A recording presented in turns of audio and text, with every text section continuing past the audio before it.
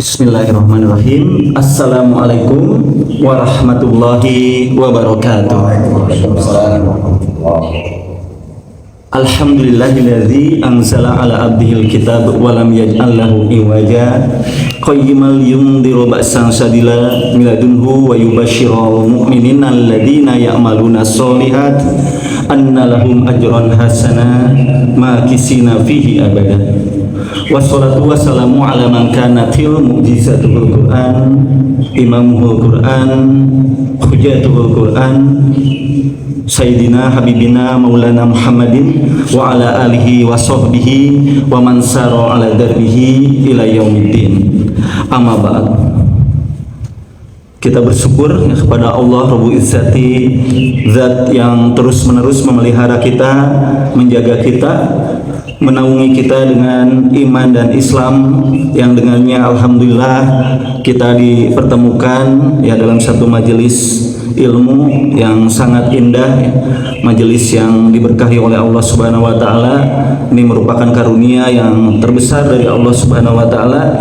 Mudah-mudahan Allah menjadikan tempat ini tempat di mana hati kita ya semua hidup dengan keimanan dan juga kita ditambahkan oleh Allah dengan ilmu yang bermanfaat.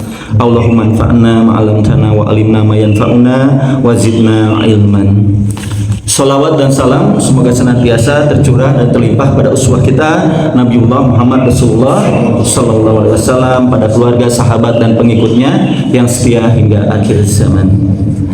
Bapak-bapak, ibu-ibu yang dirahmati oleh Allah Subhanahu wa taala, kita melanjutkan bahasan kita di bab berkaitan dengan sarana-sarana dalam tazkiyatun nafs ya. Jadi jalan-jalan ataupun upaya-upaya kita ya, berupa riyadhah ya, latihan-latihan dalam upaya taqarrub ya, mendekatkan diri kita kepada Allah Subhanahu wa taala ya.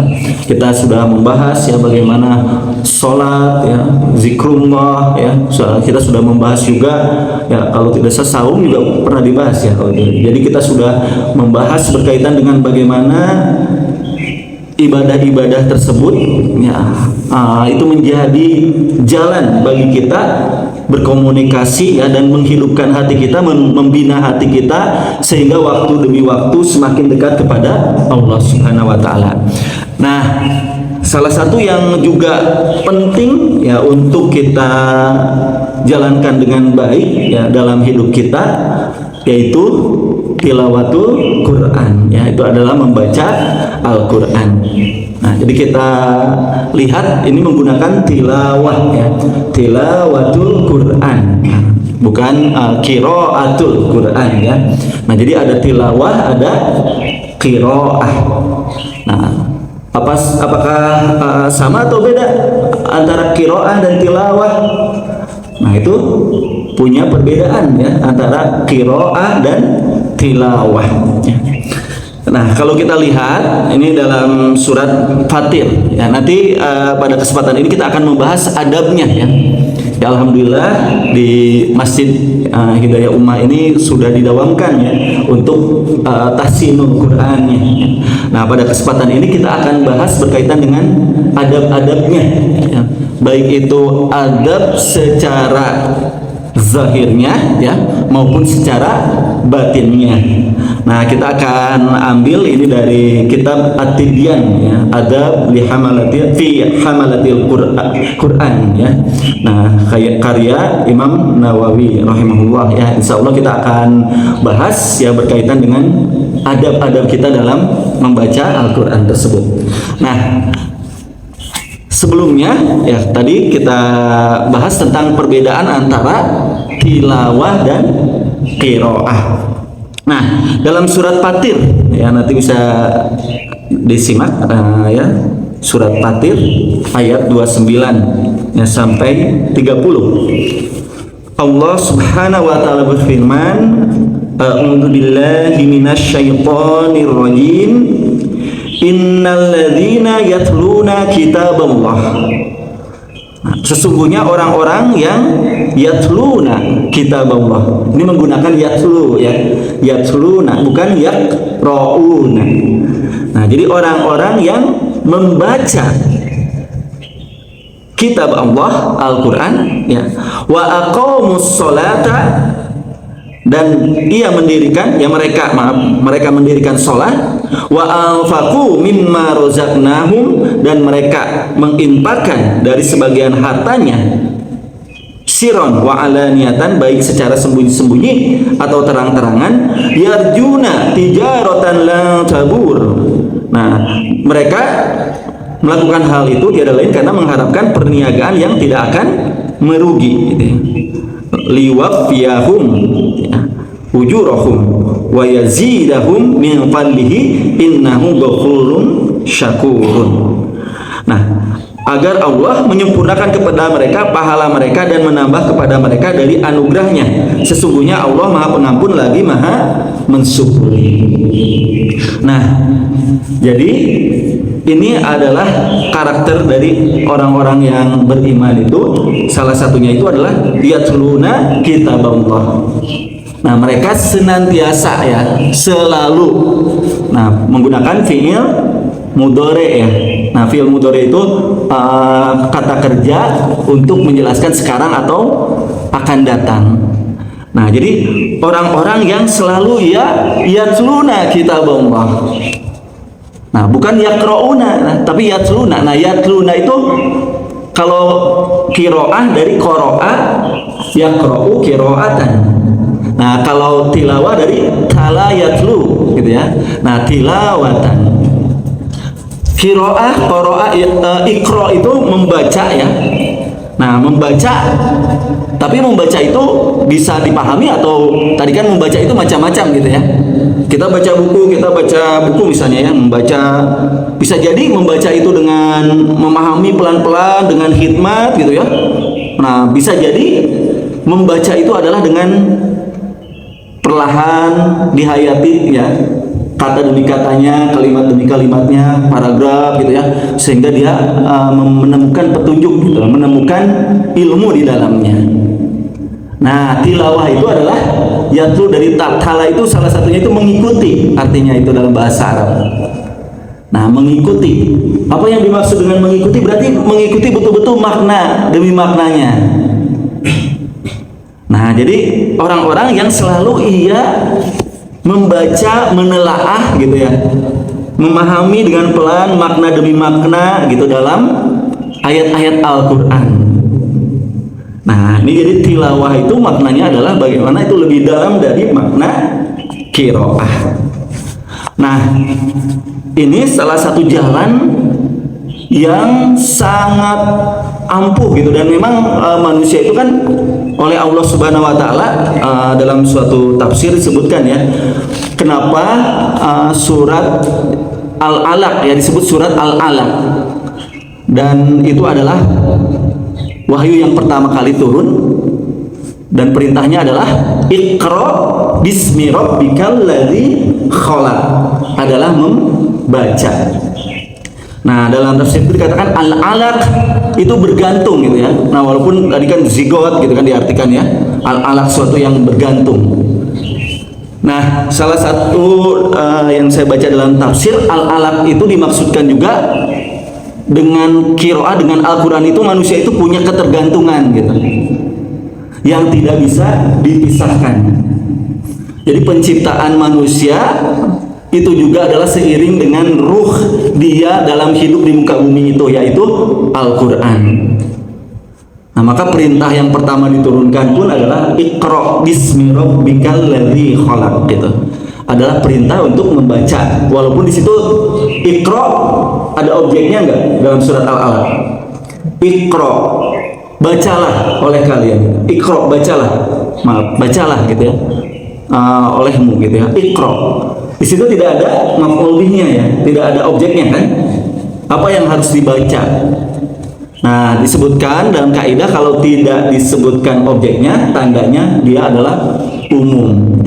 Bacalah apa saja gitu ya. Bacalah apa saja. Nah, tapi di sini wabil khusus ya adalah bacalah Iqra bismi rabbikal ladzi khalaq. Di sini adalah salah satunya adalah ayat-ayat qauliyah, yaitu Al-Qur'an. Nah, jadi manusia itu sejak hidup kan qulnah bitu minha jami'an. Fa imma ya'tiyannakum minni hudan faman tabi'a hudaya fala khaufun 'alaihim wala hum yahzanun. Dalam surat Al-Baqarah Allah Subhanahu wa taala berfirman, waktu Nabi Adam alaihissalam dan Hawa diturunkan ke muka bumi, turunlah kalian berdua gitu kan ya. Qulnah bitu minha jami'an, semuanya gitu ya. Fa imma ya'tiyannakum minni, dan apabila datang dari kami petunjuk hudan, faman tabi'a hudaya, barang siapa yang mengikuti petunjukku, fala khaufun 'alaihim wa lahum yahzanun, maka tidak akan ada rasa khawatir dan takut bagi mereka. Nah, jadi manusia itu sudah dipesankan oleh Allah, tak kala ia diturunkan ke muka bumi, maka ia harus ingat ya bahwa Allah Subhanahu wa taala juga menurunkan bersamanya kitab Allah. Nah, petunjuk yang dengannya kita hidup gitu ya, dengan pedomannya ya kita mengarungi hidup kita. Nah, kalau kita berpaling dari ayat-ayat Allah, faman a'rada an dzikri fa innalahu ma'isyatan donkan.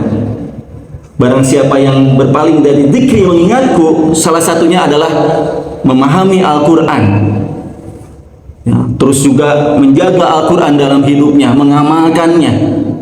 Bila kita dalam hidup ini berpaling dari arahan, pedoman, petunjuk ayat-ayat Allah Subhanahu wa taala, maka sudah pasti baginya kehidupan yang sempit. Nah, jadi kehidupan yang sempit di sini maknanya bukan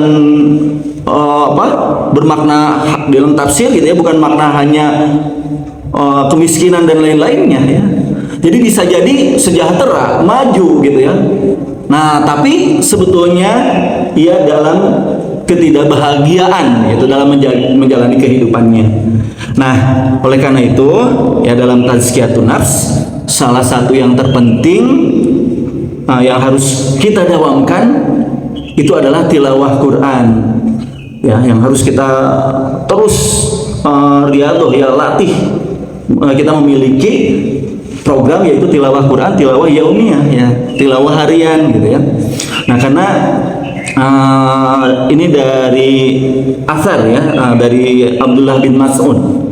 Nah, Abdullah bin Mas'ud radhiyallahu an itu mengatakan, la yus'alu abdu an nafsihi ila bil Quran. Tidak ditanya seseorang itu tentang dirinya kecuali dengan Al-Qur'an. Nah, jadi fa in kana yuhibbul Qur'an, jadi ketahuilah kan kalau kita mau mengukur gitu ya, mengukur kecintaan kita pada Allah dan Rasulnya. Nah, kata ini di riwayat lain Abdullah mengatakan man ahaba ya an ini ya, man ahaba an ya'lama annahu yuhibbullah wa rasulahu.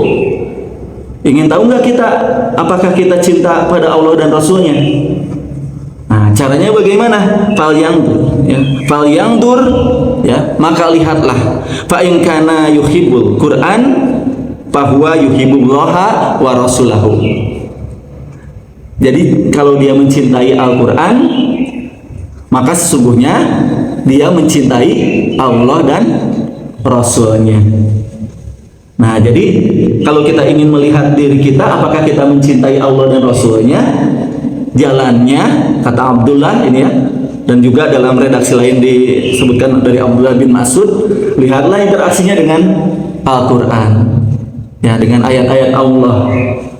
Bila kita waktu ke waktu ya itu senantiasa menghidupkan ayat-ayat Allah, berinteraksi dengan ayat Allah ya, kita mempelajarinya ya, kita memiliki keinginan yang kuat ya dalam memahami Al-Qur'an, menghidupkan Al-Qur'an.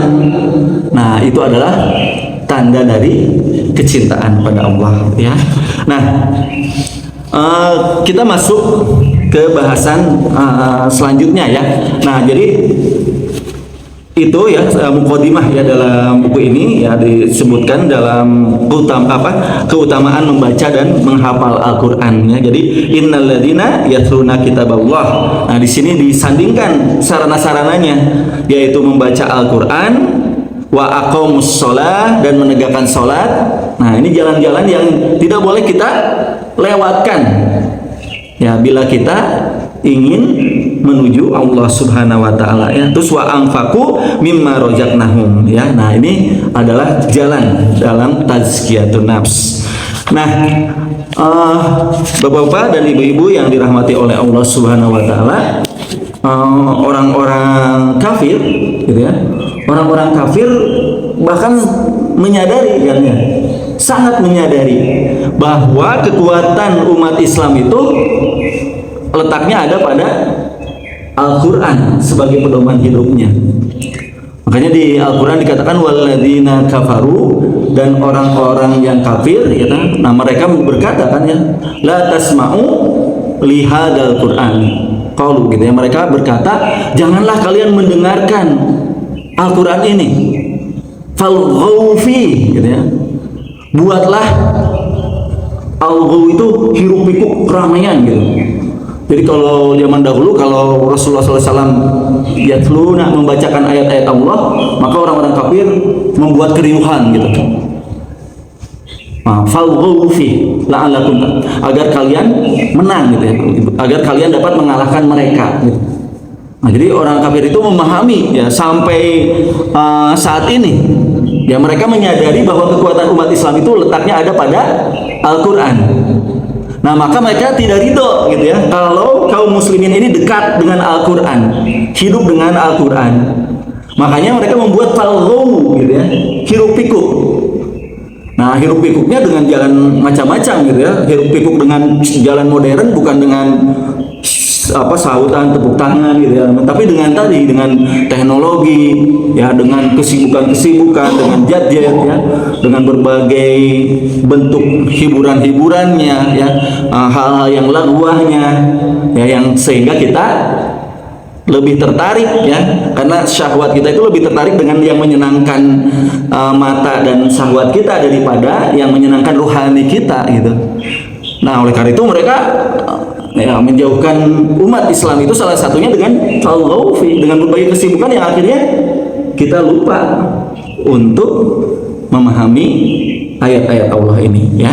Nah, oleh karena itu ya, di dalam fadilah keutamaan ini di sini disebutkan ya, khairukum ya, ini beliau menyampaikan ya satu hadis yang sangat masyhur ya, yang sering kali kita dengar juga ya, khairukum man ta'allamal Qur'an wa 'allamahu, khairukum man ta'allamal Qur'an wa 'allamahu, sebaik-baiknya di antara kalian adalah yang mempelajari Al-Quran dan mengajarkannya. Nah, jadi ini umat yang terbaik itu adalah umat yang dia mempelajari Al-Quran dan mengajarkannya. Jadi harus selalu dalam dua keadaan ya, ta'alam atau yu'alim gitu ya. Nah, ta'alam atau ta'alam Al-Quran atau yu'alim, belajar atau mengajarkan. Nah, mudah-mudahan ya di sini juga mengamalkan gitu ya dari ta'alam wa yu'alim ini gitu. Nah, jadi kita punya program tadi tilawah, program tahsin ya, tahsin tilawah, juga tafhim memahaminya. Nah, tafsir ya, dengan tafsirnya. Nah, dan juga ini kita hafalkan gitu ya, dan ini menjadi setoran misalnya ya, satu sama lain saling mengajarkan dan menyetorkan. Nah, jadi dalam keadaan tadi ta'alam atau yu'alim. Nah, karena ini menjadi suatu parameter kedekatan seorang dengan Allah gitu. Nah, jangan sampai ada suatu waktu atau suatu hari kita luput gitu ya dari ta'alam atau yu'alimul Quran ini ya. Nah, di sini beliau juga menyampaikan ya bahwa ini dalam hadis riwayat Muslim ya, innallaha yarfa'u bihadal kitab aqwaman wa yad'u bihi akharin. Sesungguhnya Allah akan mengangkat derajat kaum-kaum ya dengan Al-Quran ini, dan juga Allah Subhanahu wa taala akan menurunkan derajat kaum yang lain dengan Al-Qur'an ini. Artinya ya, meningkatnya derajat suatu kaum atau diri itu tergantung kepada interaksinya dengan Al-Qur'an. Nah, bila ingin diangkat derajat suatu kaum, baik secara diri ya, secara saksiah, kepribadian, usroh, secara keluarga, ya secara masyarakat. Nah, itu parameternya itu apakah mereka menggunakan Al-Quran sebagai rujukan, sebagai tadi jalan hidupnya atau tidak. Nah, Allah Subhanahu wa taala telah menegaskan ya, jadi kalau seseorang yang mengambil Al-Quran atau masyarakat suatu kaum mengambil ayat-ayat Allah sebagai rujukan hidupnya, maka Allah akan tinggikan. Nah, jadi pemimpin peradaban itu sebetulnya adalah ia yang memegang kitab Allah, ayat-ayat Allah. Nah, bila umat Islam ingin kembali kepada kejayaannya ya, adalah dengan sebagaimana umat dahulu itu hidup dengan Al-Quran.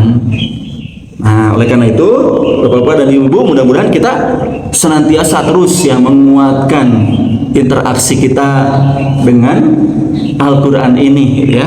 Nah, jadi itu ya disebutkan, ada lagi ya, mungkin ini saya tidak sampaikan semua ya, berkaitan dengan bagaimana pentingnya atau fadilah keutamaan kita dalam tilawah Al-Quran ini.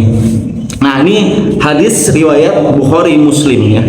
Nah, disebutkan mathalul mu'min alladzi yaqra'ul Qur'an mithlal uturujah. Perumpamaan seorang mukmin yang membaca Al-Quran sebagaimana buah jeruk manis. Nah, jadi utrujah itu buah jeruk. Nah, kan kalau jeruk itu baunya kan, nah tercium gitu ya. Baunya tercium juga rasanya manis. Nah, jadi orang mukmin yang membaca Al-Quran itu seperti buah jeruk. Nah, ya. Terus disebutkan baunya harum dan rasanya enak.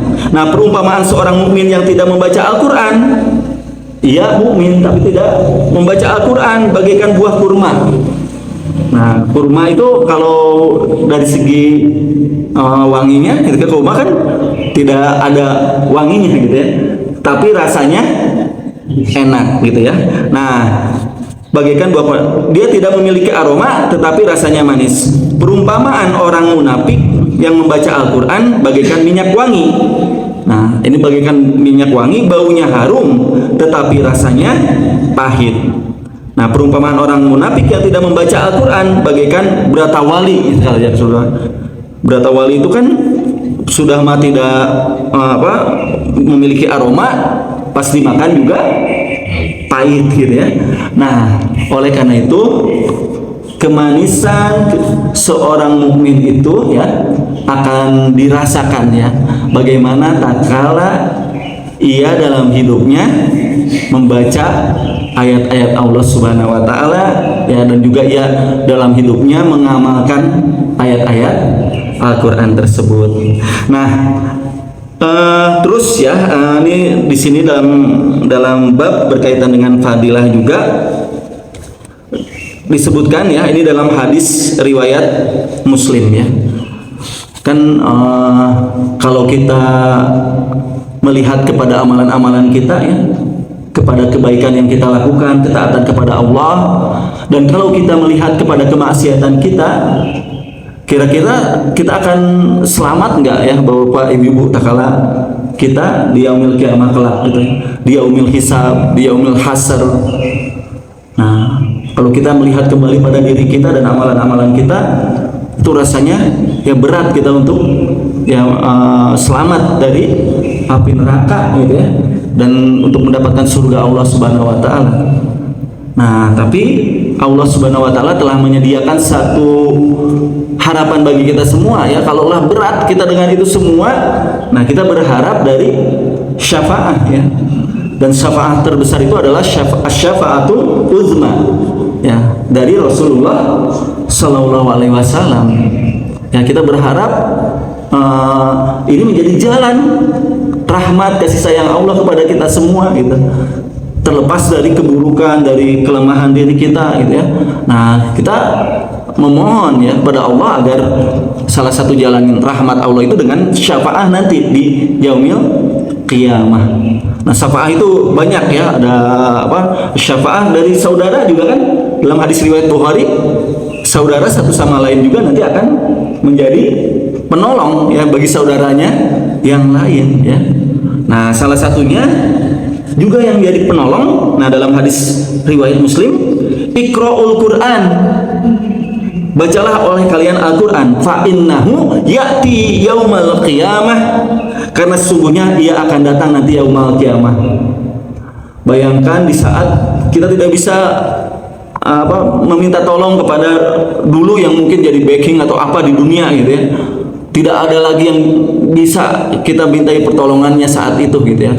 Kita berharap agar kita selamat dari hisab yang begitu berat ya, dari beratnya padang mahsyar gitu ya, dari kesulitan-kesulitan di dalamnya. Dan bagi orang yang membaca Al-Quran, nanti ia datang, ya'ti yaumal qiyamah syafi'an li ashabihi, dia menjadi syafaat. Nah, di sini disebut li ashabihi, untuk para sahabatnya. Ya, disebutnya ashab, sohib ya, sahabat Al-Quran. Nah, jadi bila kita ingin mendapatkan ya pertolongan Allah dengan syafaat itu, salah satunya itu nanti adalah dengan Al-Quran. Nah, oleh karena itu iqra'u ya, bacalah oleh kalian Al-Quran gitu ya. Nah, sehingga kalau kita lihat ya, ini menguatkan juga ya di sini dalam hadis riwayat Abu Isa bin Muhammad Isa At-Tirmidzi ya. Nah, ini hadisnya hasan. Man qara'a harfan min kitabillah, barang siapa yang membaca satu huruf dari kitab Allah, falahu bihi hasanatun. Nah, maka baginya akan mendapatkan satu kebaikan ya, yang sepadan dengan ya, wal hasanatu bi asyrin amsalihha. Nah, jadi satu huruf itu adalah sepadan dengan 10 kebaikan ya. Kita baca Bismillahirrahmanirrahim, itu saja udah berapa huruf gitu ya. Dan dari setiap huruf itu 10 kebaikan. La aqulu alif lam mim harfun. Nah, dan tidak aku katakan, kata Rasulullah SAW, alif itu alif lam mim itu satu huruf. Ya, jadi alif lam mim itu bukan satu huruf. Walakin alif harfun, tapi alifnya satu huruf, walam harfun, lamnya satu huruf, dan wa mimun harfun. Dari alif lam mim aja kita mendapatkan berapa kebaikan berarti? 30 kebaikan. Nah, oleh karena itu luar biasa, sehingga disebutkan lagi ya bahwa ini yang terakhir ya dari fadilah ini. Ini dari fadilah nanti bapak-bapak dan ibu-ibu bisa membacanya langsung ya dalam kitab tadi At-Tibyan ya. Nah, udah diterjemahkan ya, diterjemahkan banyak versi terjemahannya ya. Nah, ini sangat indah dan ini menjadi rujukan bagi para hamal itu adalah pemikul Al-Quran ya, penghafal, pembaca Al-Quran yang hidup dengan berinteraksi dengan Al-Quran. Nah, itu kita rujukannya di pesantren-pesantren itu kitab At-Tibyan ini ya. Nah, saya di sini sajikan secara intisarinya ya.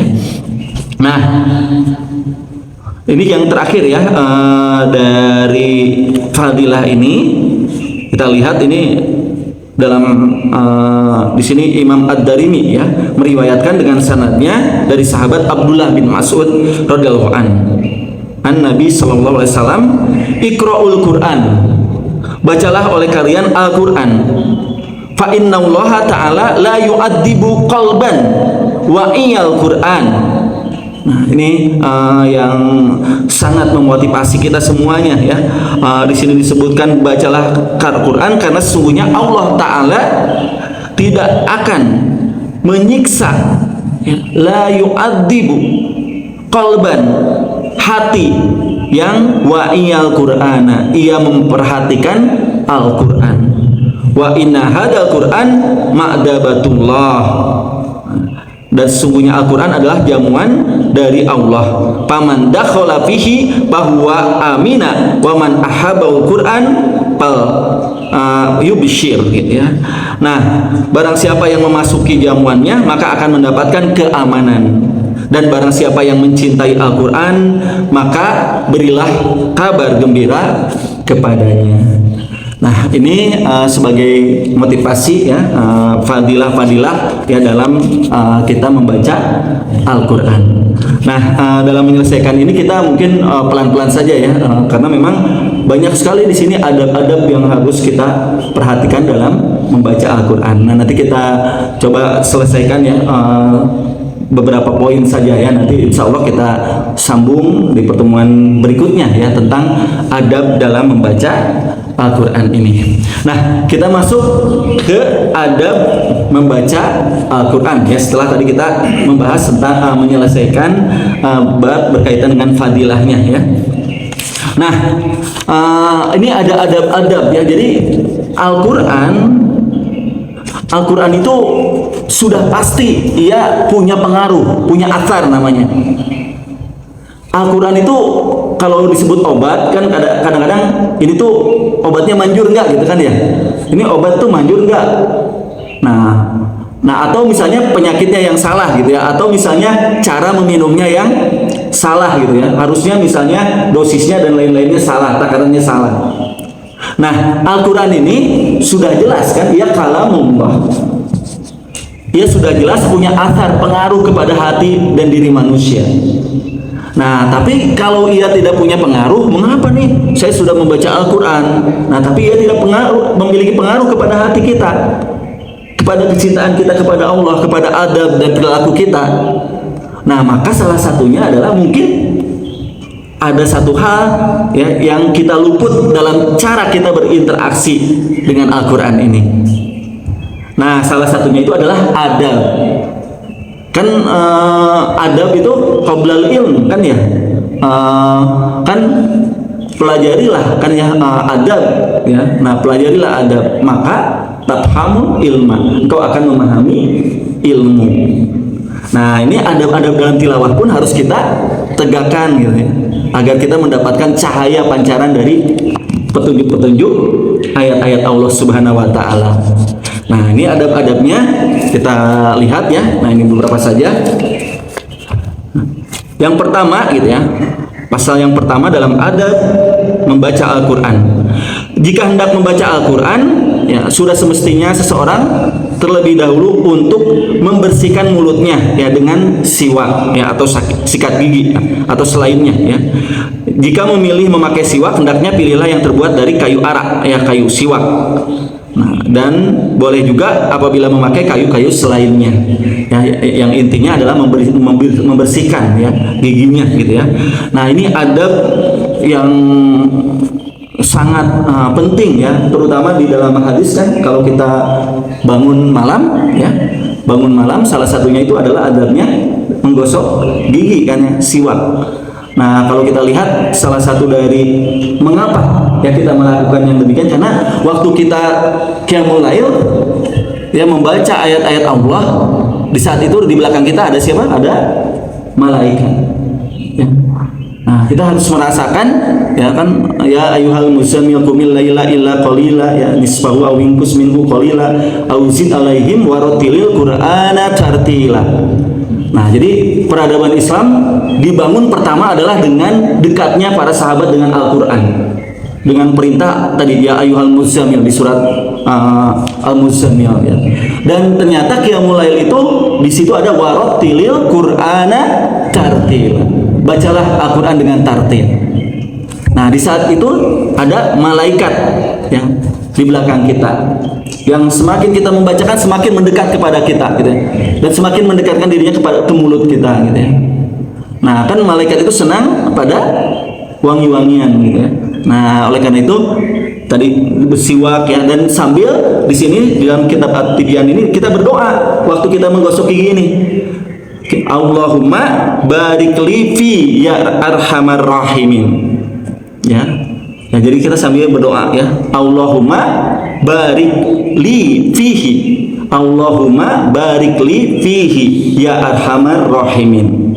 Ya, jadi bersiwak sambil kita berdoa agar diberikan keberkahan, ya. Barik li fihi, di dalamnya, gitu ya. Nah, ya arhamar rahimin, ya.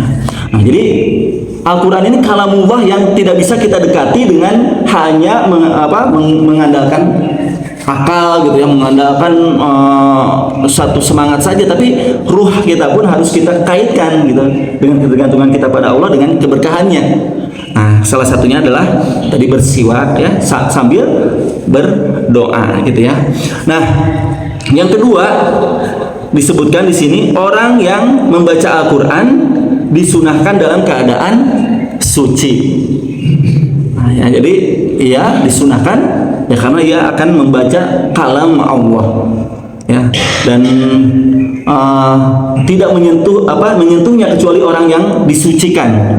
Ini kan ada makna majaz, ada makna hakiki. Nah, salah satu makna majaznya itu kita tidak akan mencapai keindahan makna-makna, ya, petunjuk-petunjuk ayat-ayat Allah, ya, kalau kita tidak, ya, mensucikan hati kita. Dan salah satunya adalah dengan kesucian diri, ya, dengan toharoh tadi, ya. Nah, jadi wudu, ya. Nah, tapi disebutkan di sini, meski demikian menurut kesepakatan muslimin diperbolehkan juga membaca Al-Quran dalam keadaan berhadas. Ya, jadi bukan berarti dilarang, ya, kalau kita dalam keadaan hadas untuk membaca Al-Quran, gitu ya. Nah, ini adab, ya. Nah, adab perlu diketahui, adab itu berbeda kan, ya, dengan haram, gitu ya, dengan wajib. Ini adab, ya. Nah, kayak misalnya kita berwudu, ya, kita sedang berwudu, ngobrol boleh nggak waktu berwudu? Kan secara hukum membatalkan nggak wudu kita. Jadi wudunya nggak sah, gitu, atau tidak sah karena misalnya kita ngobrol waktu berwudu. Nah, itu memang tidak menyebabkan batalnya wudu kita atau tidak sahnya wudu kita, tapi secara adab, gitu ya. Nah, itu tidak beradab kepada Allah Subhanahu wa Ta'ala, itu, ya, tidak beradab, gitu ya, seorang sedang berwudu lalu dia berbicara. Nah, itu berkaitan dengan bab adab, ya. Nah, di sini oleh karena itu demikian pula dalam membaca Al-Quran, ya, adabnya itu adalah ia bersuci terlebih dahulu, gitu ya. Dan ingat bahwa ini bukan berarti maksudnya tidak boleh, ya, membaca Al-Quran dalam keadaan berhadas, ya. Nah, karena di sini hadis-hadis yang menjelaskan hal yang demikian sangat banyak dan cukup populer, ya. Nah, jadi kalau kita lihat, nah, di sini hanya, nah, ini juga di sini perlu diperhatikan orang yang sedang berjunub. Nah, sudah ijma, ya, sudah sepakat ulama tidak boleh, ya, membaca Al-Quran. Nah, hanya dalam bahasan berkaitan dengan haid. Nah, Imam Nawawi ini mazhabnya adalah mazhab Imam Syafi'i, ya. Nah, sehingga beliau mengatakan diharamkan untuk membaca Al-Quran, ya, bagi orang yang junub atau haid, ya, baik satu ayat atau bahkan kurang dari satu ayat. Nah, tapi keduanya boleh membaca Al-Quran. Bagaimana cara membaca Al-Qurannya bagi yang sedang haid dalam mazhab Imam Syafi'i ini, ya? Nah, itu membaca Al-Qurannya dalam hati tanpa mengucapkan lafaz-lafaz dengan lisannya. Nah, diperbolehkan juga bagi keduanya untuk memandang Al-Quran dan menjalankan bacaannya di dalam hati, dengan catatan juga tidak menyentuhnya, gitu ya. Nah, ini bagi wanita haid, ya. Nah, karena demikian pula para ulama telah berijma, ya, tentang kebolehan membaca tasbih, tahlil, tahmid, takbir, sholawat Nabi atau berbagai macam zikir yang lain, ya. Kalau kita lihat kan misalnya inna lillahi, mengucapkan inna lillahi wa inna ilaihi raji'un. Itu ayat Al-Quran bukan? Inna lillahi kan ayat Al-Quran, ya. Ya, surat Al-Baqarah kan, ya. Alladzina idza asobathum musibatum qalu inna lillahi wa inna ilaihi raji'un. Nah, bagaimana wanita haid kalau mengucapkan itu, gitu ya, ada musibah atau juga mendengarkan suatu yang merupakan, ya, peristiwa-peristiwa yang akhirnya ia harus beristirja, yang mengucapkan innalillahi. Nah, itu dibolehkan gitu ya. Selagi dia tidak meniatkan bahwa itu adalah bacaan Al-Quran gitu ya. Nah, kalau dia meniatkan bacaan Al-Quran dalam mazhab ini itu diharamkan ya, mengucapkan inna lillahi dalam rangka membaca Al-Quran ya. Atau juga nanti banyak lagi ya, subhanalladzi sakhkhara lana hada wa ma kunna lahu muqrinin misalnya, atau Rabbana atina fid dunya hasanah waktu kita berdoa. Itu kan juga ayat Al-Quran kan ya. Nah, itu juga ayat Al-Quran. Nah, tapi kalau kita niatkan sebagai doa ya, bagi wanita haid ini ya, nah itu tidak menjadi suatu la haraj ya, tidak mengapa ya. Nah, jadi itu ya dalam bab ini berkaitan dengan bagaimana kita membaca Al-Quran itu adabnya adalah dalam keadaan yang suci gitu ya. Nah, berikutnya ya, kita satu lagi aja ya berkaitan dengan ini. Nah, disunahkan untuk membaca Al-Quran di tempat yang bersih dan baik. Nah, oleh karena itu, sekelompok ulama mensunahkan untuk membaca Al-Quran di dalam masjid gitu ya. Nah, sebab masjid merupakan tempat yang selalu terjaga kebersihannya, merupakan tempat paling mulia, di samping juga menghasilkan kesunahan yang lain, yaitu i'tikaf. Nah, jadi di sini kita memilih tempat-tempat juga perlu diperhatikan gitu ya. Dan masjid itu kan dalam surat An-Nur ya, tempat di mana kalau kita gelombangnya gitu ya, kalau dalam kaitan supaya lebih mudah dipahami itu lebih kuat gitu. Ya, sinyalnya lebih kuat dengan Allah Subhanahu wa taala. Itu salah satu tempat adalah di masjid Allah Subhanahu wa taala. Nah, atau di rumah kita menyediakan tempat khusus ya. Jadi tilawah Quran ini menjadi ibadah kita yang terbaik di sisi Allah Subhanahu wa taala. Kita programkan dengan baik gitu ya. Nah, walaupun nanti ini sebagai tambahannya ya. Nah, jadi disunahkan bagi orang yang membaca Al-Quran juga ya untuk menghadap kiblat gitu ya.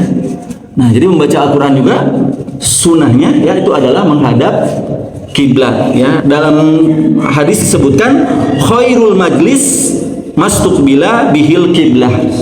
Sebaik-baik majelis adalah yang menghadap kiblat. Nah, hendaklah orang yang membaca Al-Quran untuk duduk dengan khusyuk, tenang, berwibawa, serta menundukkan kepalanya. Hendaklah duduknya seorang murid ketika membaca Al-Quran dalam keadaan sendiri untuk selalu menjaga adab-adabnya sebagaimana adab-adab yang dilakukan jika sedang di hadapan guru. Nah, demikian ya. Terus seorang boleh saja membaca Al-Quran dengan, boleh nggak membaca Al-Quran berdiri, miring, tiduran gitu ya, di tempat tidur atau posisi yang lainnya. Apakah boleh membaca Al-Quran? Nah, itu dibolehkan ya. Nah, ini sesuai dengan firman Allah dalam surat Al-Imran ya. Inna fi khalqis samawati wal ard wa ikhtilafil laili wan nahari la ayatil liulil albab. Nah, di sini kan disebutkan alladzina yadhkurunallaha qiyaman wa qu'udan wa ala junubihim wa yatafakkaruna fi khalqis samawati wal ard. Orang-orang yang mengingat Allah. Nah, ini dalilnya ya. Mengapa boleh gitu ya dalam segala keadaan. Qiyaman wa qu'udan, boleh dalam keadaan duduk, berdiri ya, berdiri duduk ataupun berbaring. Ya, wa yatafakkaruna fi khalqis samawati wal ard. Ya, dan dia bertafakur. Nah, tapi di sini disebutkan ya. Disebutkan lagi ini menguatkan ya dari dalil boleh membaca Al-Quran dalam keadaan yang tidak selalu tadi duduk dan dalam majelis ya. Nah, ini dikuatkan lagi dari kitab Sahih Al-Bukhari dan Sahih Muslim ya. Karena Rasulullah Shallallahu Alaihi Wasallam ya, itu yattaqiu fi hijri wa ana haid fayaqra'ul Quran. Rasulullah Shallallahu Alaihi Wasallam pernah tiduran di pangkuanku dengan membaca Al-Quran, sedangkan aku lagi dalam keadaan haid. Nah, dalam riwayat lain disebutkan beliau Nabi membaca Al-Quran dan kepala beliau berada di pangkuanku. Nah, tapi tentunya ya berbeda gitu ya pahalanya disebutkan dalam kitab ini dengan orang yang membacanya dalam keadaan adab-adab yang terbaik tadi, hikmat tadi gitu ya. Nah, tapi juga tidak menutup ya, sekali lagi ya, kita sambil tiduran, sambil apa tetap dibolehkan ya. Kita di HP misalnya ya, sekarang ada teknologi lain, itu juga dibolehkan membaca Al-Qur'an. Tapi kita harus juga punya waktu-waktu khusus yang kita meraih kebaikan ya, fadilah-fadilah dari membaca Al-Qur'an dengan adab yang terbaik tadi, menghadap kiblat ya, dengan duduk, dengan memperhatikan ayat-ayatnya dengan baik supaya kita mendapatkan keberkahan dan petunjuk dari Al-Qur'an ya, dari ayat-ayat yang tentunya ini menjadi suatu pedoman yang harus kita jalankan dalam hidup kita. Nah, demikian ya, kita sampai 3 pasal dulu ya dari bab berkaitan dengan bagaimana adab kita dalam tilawah Quran ya. Mudah-mudahan ya Allah Subhanahu wa taala dengan kita sama-sama mempelajari ya dari kitab ini, memberikan ilmunya kepada kita ya, agar kita dapat semakin baik ya dalam berinteraksi dengan ayat-ayat Allah Subhanahu wa taala ini. Demikian ya, barangkali ada hal-hal yang perlu lebih diperjelas ya, atau ada tambahan-tambahan dari bapak-bapak dan ibu-ibu yang dirahmati oleh Allah Subhanahu wa taala, kita lanjutkan saja ya dengan tanya jawab. Ya, di sini mungkin yang minta Kang Ahmad ya, atau mungkin ya.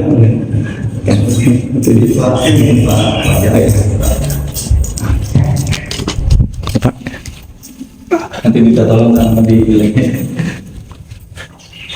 Kayaan. Oh ya. Ya. Assalamualaikum. Kira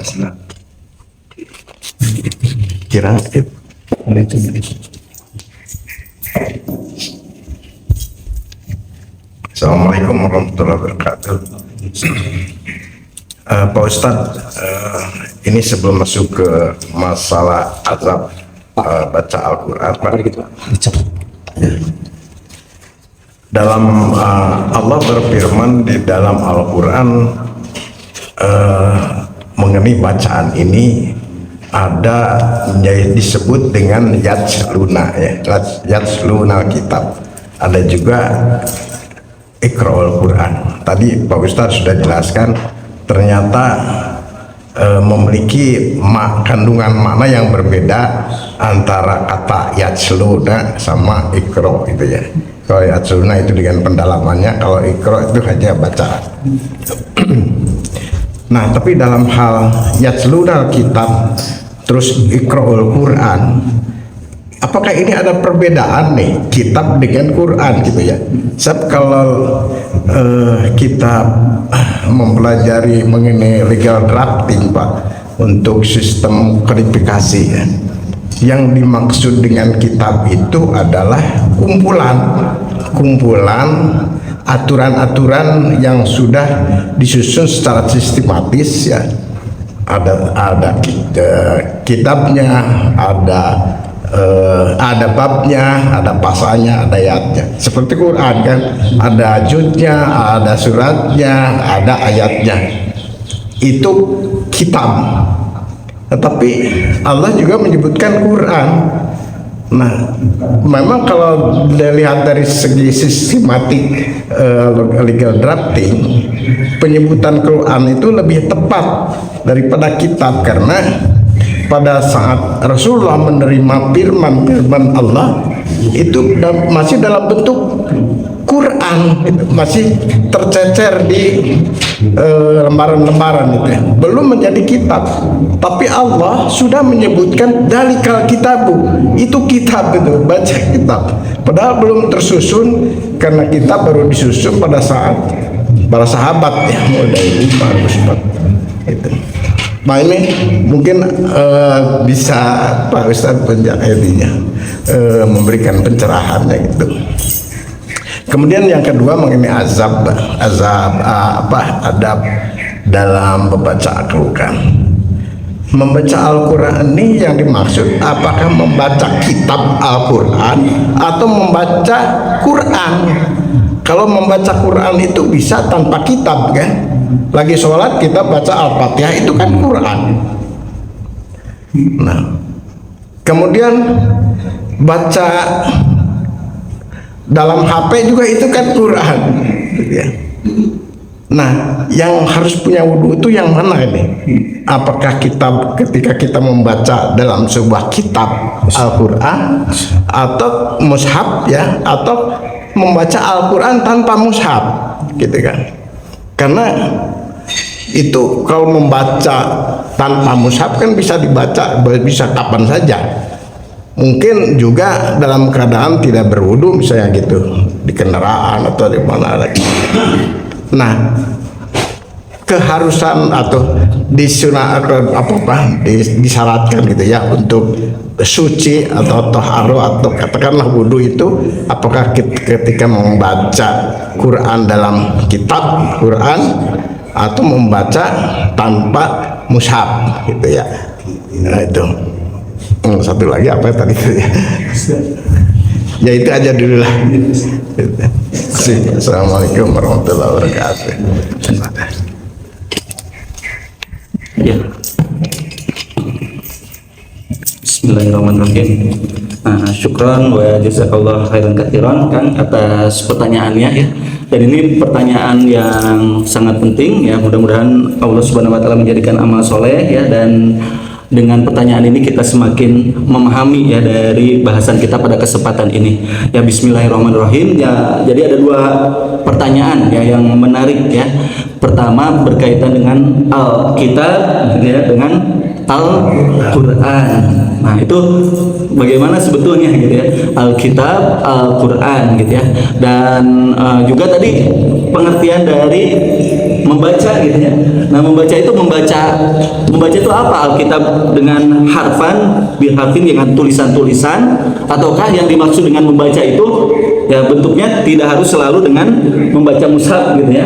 Nah, apakah dengan tadi bilhifz dengan hafalan. Nah, sebelum ke situ, nah ini ada yang perlu kita pahami dengan Al-Quran ini ya. Nah, Al-Quran ini ia kalamullah ya. Nah, kalamullah. Nah, jadi tadi akan mungkin mengajak kepada kita dulu untuk merasakan ini kalamullah. Ya, kalamullah. Nanti makanya ini ada perdebatan ya. Ini setelah dituliskan nanti ada disebut kalamullah ini, tapi kita nggak masuk ke situ ya. Nah, ada kalam lafzi, kalam itu ada yang dituturkan dengan kata-kata gitu ya. Ada yang dituturkan di dalam hati, nafs, kalam nafs namanya. Kan kalam itu ada, kayak saya mengatakan saya pergi gitu ya. Nah, ini kan ada lafzinya, saya pergi, tapi di dalam nafs itu ada maknanya gitu. Nah, itu salah satu contoh. Ini saya hanya ingin mengajak bagaimana sebetulnya kita harus merenungkan dengan baik gitu. Apa yang dimaksud dengan kalamullah. Nah, secara sederhana ya, Al-Quran, kalamullah itu apa bedanya dulu dengan hadis ya. Kita lihat dulu apa bedanya dengan hadis kira-kira. Al-Quran dengan hadis bedanya apa? Al-Quran dan hadis dua-duanya adalah dari Allah Subhanahu wa taala. Secara makna. Ya kan, Rasulullah la yantiqu anil hawa in huwa wahyu yuha. Rasulullah itu tidak pernah mengucapkan sesuatu kecuali adalah ya, wahyu dari Allah Subhanahu wa taala, tidak mengatakan dari hawa nafsunya. Jadi perkataan Rasulullah SAW itu semuanya adalah secara makna dari Allah Subhanahu wa taala. Ini secara makna. Tetapi secara lafzan, secara redaksi, lafzon gitu ya. Hadis redaksinya dari siapa? Hadis redaksinya dari Rasulullah Sallallahu Alaihi Wasallam. Tapi maknanya dari Allah Subhanahu Wa Taala. Sedangkan Al-Quran, ya maknanya, redaksinya juga dari Allah Subhanahu Wa Taala. Makanya hukum itu hanya dikenal dalam kita membaca Al-Quran, tidak dalam membaca hadis. Kan tidak kita baca masoma, dibaca ikhfa nggak, masoma Ramadan imanan wa ihtisaban, tidak perlu gitu ya. Nah, itu berbeda kaidahnya. Dalam hadis ada nggak mad wajib, mad jaiz? Kenapa sih kita baca waladhdallin harus 6 harokat gitu? Karena begitulah redaksinya dari Allah Subhanahu wa taala. Maka ia disebut dengan kalamullah. makna dan redaksi dari Allah Subhanahu wa taala. Tidak ada campur tangan malaikat, nabi gitu ya, cuma itu adalah kalamullah yang mulia. Yang turun, nah makanya ada dua pengertian turunnya juga ya. Inna anzalnahu fi lailatul qadar. Nanti berkaitan dengan sejarah kenapa kata Akang tadi ada Al-Qur'an dan Alkitab gitu ya. Al-Qur'an secara tadi ini adalah kalamullah. Nah, Alkitab adalah berkaitan juga dengan kitab ya, suatu yang ditulis ya. Jadi ia suatu yang akhirnya menjadi mushaf-mushaf yang dibaca oleh kaum muslimin gitu. Nah, jadi ada Anzala itu inna anzalnahu fi lailatul qadar. Al-Qur'an diturunkan secara jumlatan wahidatan, satu kali ke Laul Mahfuz. Nah, yang ada di hadapan kita mushaf itu adalah yang diturunkan oleh Allah Subhanahu wa taala ya, fi Lauhil Mahfuz. Nah, ini riwayatnya dari Ibnu Abbas. Itu anzalna secara satu kali turun. Nah, ada juga dalam Al-Qur'an itu nazzala pakai tasdid, nazzala tanzilan. Artinya berangsur-angsur. Nah, turunnya itu berangsur-angsur. Al-Qur'an kan kepada Rasulullah SAW turunnya apakah sekali langsung dari Al-Fatihah sampai An-Nas? Kan tidak ya. Tapi berangsur-angsur dimulai dari surat Al-Alaq. Al-Alaq juga adalah 1 sampai dengan 5. Nah, nanti ini maknanya sangat luar biasa ya. Dalam pengertian nazala tuh Al-Alaq, terus nanti ada tafsir. Kebetulan saat ini saya nulisnya tentang ini, tafsir nuzuli namanya. Tafsir nuzuli ini adalah tafsir berdasarkan turunnya, periodisasi turunnya ayat-ayat Al-Qur'an. Ya, jadi mulai surat tadi Al-Alaq ya, Al-Mudassir, Al-Qalam, Al-Mudassir, nanti ada susunannya, ada beberapa riwayat gitu.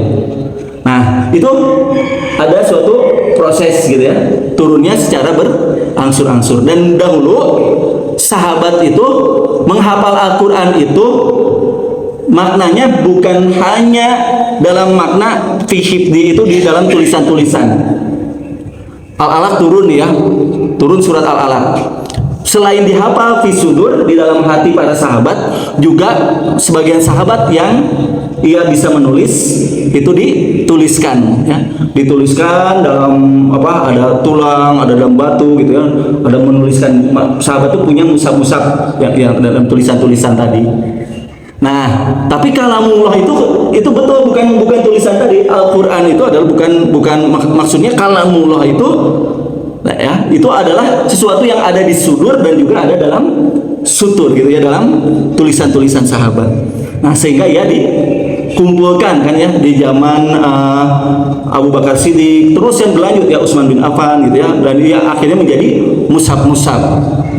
Nah, luar biasanya Al-Qur'an itu turunnya itu tidak, kalau kita lihat tartib yang sekarang ada, Al-Fatihah, Al-Baqarah, Al-Imran, itu tidak sama dengan tartib turunnya Al-Alaq gitu. Nah, jadi susunan ini dari siapa? Kenapa ada susunan 114 surat ini? Nah, ini juga dari Rasulullah SAW.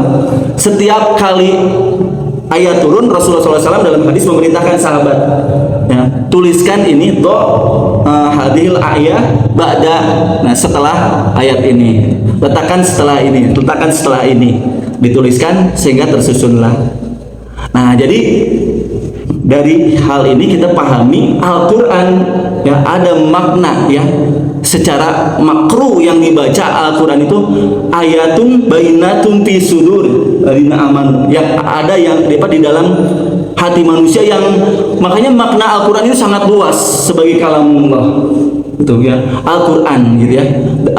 Hanya nanti kitab pun hati-hati. Kitab itu kan buku ya artinya ya. Kitabun itu dalam bahasa Arab maknanya adalah buku. Tapi kalau ia sudah ditakrif menggunakan apa? Al ya, ditakrif itu dua misalnya dengan al ataupun diidofahkan. Kitabun jadi al-kitabu, atau kitabullahi, kitab Allah. Ya, nah dzalika tadi kitabu la raiba fi. Inilah Alkitab gitu ya. Dzalikal kitab, kalau sudah ke Alkitab itu adalah Al-Qur'an itu sendiri. Nah, jadi sebetulnya kalau kita lihat secara makna, Quran juga kan dari makna qara'a, makru gitu ya. Sesuatu yang tadi kalau kata akan kitab yang namanya buku kan ada bab, ada juz ya.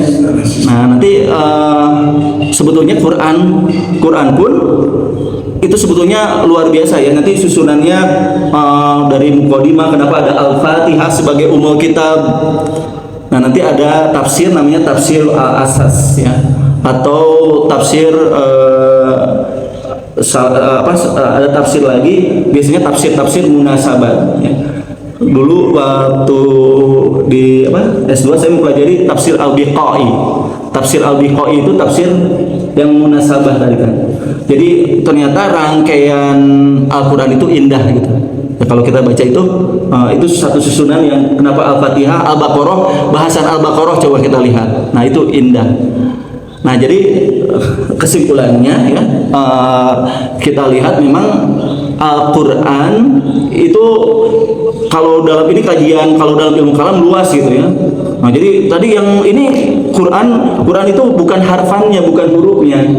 Huruf-huruf itu kitab Al-Quran yang ada musab-musab itu adalah ijtihadi manusia dalam merubah gitu kan, kalam-kalam itu kepada tulisan-tulisan.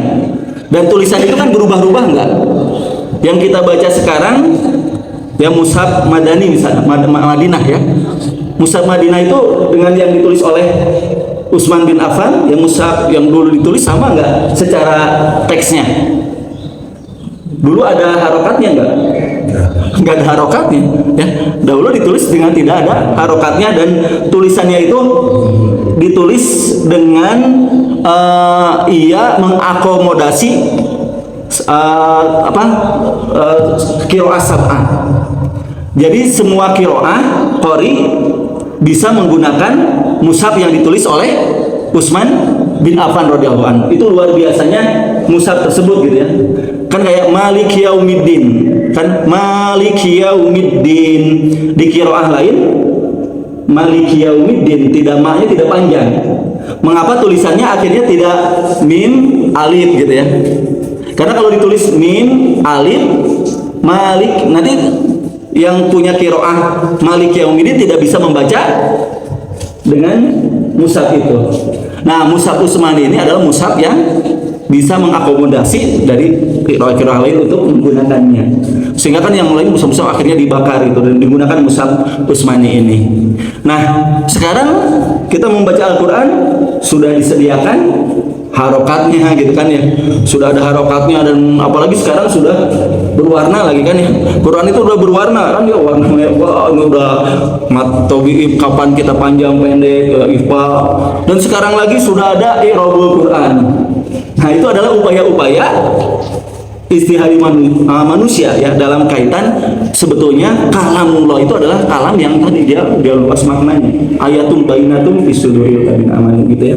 Nah, jadi demikian ya kalau kita melihat makna betul sekali ya kalau kita lihat Alkitab secara makna mushaf ya, suhuf dan Al-Qur'an dalam makna kalamullah ya, dalam makna ia makna ya, dalam makna ia sesuatu yang jadi inspirasi dalam kehidupan dan ia luas.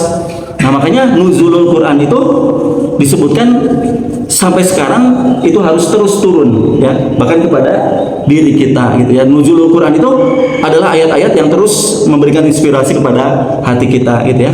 Nah, jadi tadi bisa juga disebutkan tadi betul Alkitab ya dalam tadi dan dalam Al-Qur'an ya, jadi kalamullah yang diturunkan ya munazzal kepada Rasulullah Shallallahu Alaihi Wasallam, dan membacanya ini ia menjadi ibadah sebagai mukjizat ya.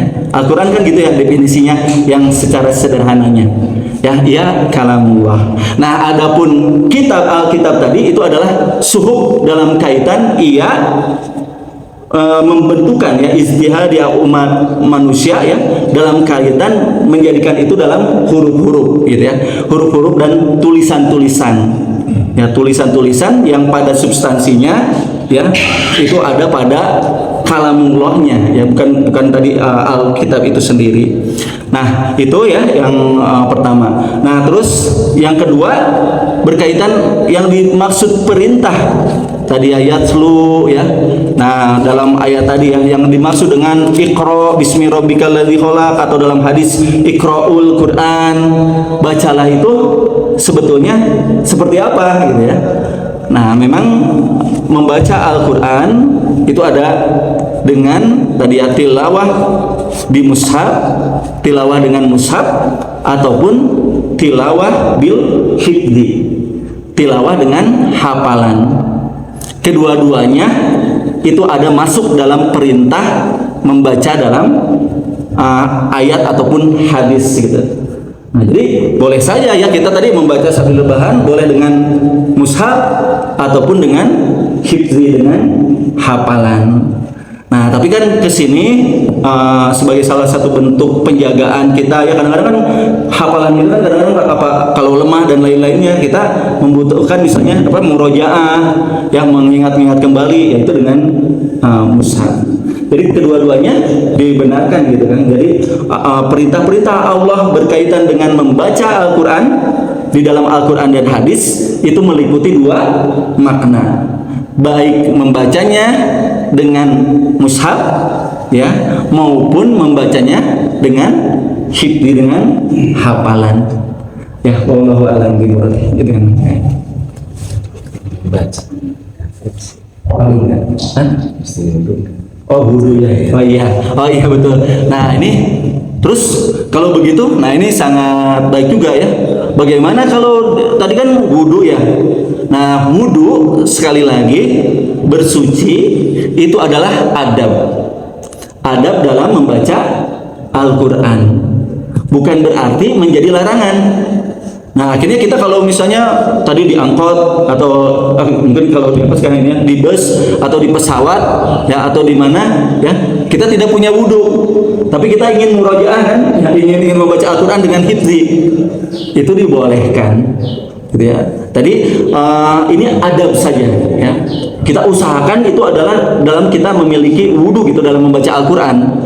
Tapi dalam beberapa keadaan misalnya kita tidak bisa menghindari gitu ya, dalam keadaan kita ingin membaca Al-Quran tapi kita tidak punya wudhu, tidak mengapa ya. Tadi dalam keterangan yang disampaikan oleh Imam Nawawi rahimahullah, ini bukan berarti pengharaman terhadap pembacaan Al-Quran tanpa tadi ya, atau dalam keadaan ya berhadas ya. Nah jadi tidak mengapa gitu kan ya. Nah jadi itu hanya afdoliyat, lebih baiknya ya dalam keadaan yang suci gitu ya. Apa?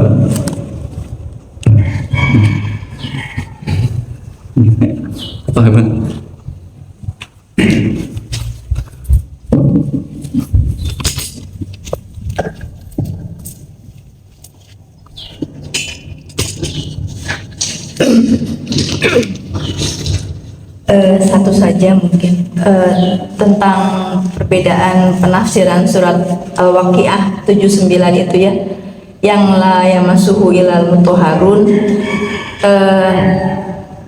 Menurut saya seringkali ini memang dampaknya menjadi berbeda gitu ya. Ada yang tadi ya sudah dikatakan tidak boleh pegang mushaf ketika sedang haid ataupun nifas gitu,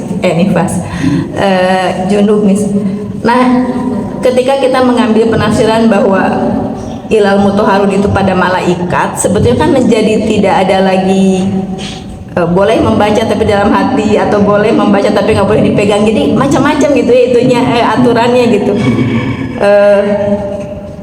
Jadi bagaimana kita harus bersikap gitu? Kalau saya selama ini memang dulu mendapat penjelasan memang itu mutahharun itu adalah malaikat, sehingga ya mau baca pakai mushaf mau tidak ya tidak ada masalah gitu. Apakah hal ini dibolehkan karena kita merasa saya juga punya penafsirannya gitu ya, karena ya pernah juga mendapat penjelasan bahwa itu tidak boleh, sehingga memang jadi macam-macam. Boleh tapi pakai HP kata gitu kan, boleh tapi harus yang ada terjemahnya. Jadi syarat-syarat itu seperti diada-adakan gitu ya, dimunculkan gitu demi menjelaskan bahwa yang disucikan itu adalah betul-betul tidak boleh sedang berhalangan gitu. Nah ini apakah salah gitu saya mengambil sikap seperti itu? Karena kalau melihat kadang anak-anak kalau misalnya lagi haid ya tidak ngaji akhirnya gitu ya, atau atau mungkin diusahakan dari HP, jadi ya adalah seperti diada-adakan. Nah ini mohon penjelasannya, jazakallahu khair.